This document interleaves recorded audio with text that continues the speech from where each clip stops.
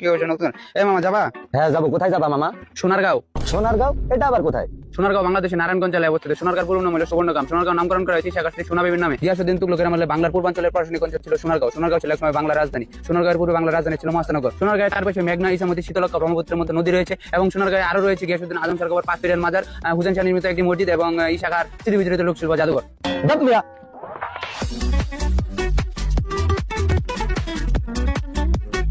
এই মামা বাদ দিও।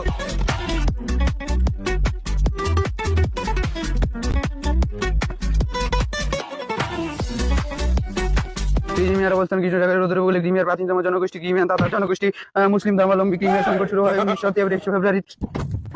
তাতার জনগোষ্ঠী মুসলিম ধর্মাবলম্বী। ক্রিমিয়ার সংকট শুরু হয় 23 ফেব্রুয়ারি 2014 সালে। ইউরোপের স্বায়ত্তশাসিত অঞ্চল ক্রিমিয়ার আনুষ্ঠানিকভাবে রাশিয়া অন্তর্ভুক্ত হয় 21 মার্চ 2014 সালে। কৃষ্ণসাগরের তীরবর্তী উপদ্বীপ হলো ক্রিমিয়া। এর আয়তন 2621 বর্গ কিলোমিটার। ক্রিমিয়া কোন দেশ দখল করেছেন? ভাইয়া পড়াশোনা তো ভালো, কিন্তু পড়তে পড়তে পাগল হওয়া কিন্তু ভালো না।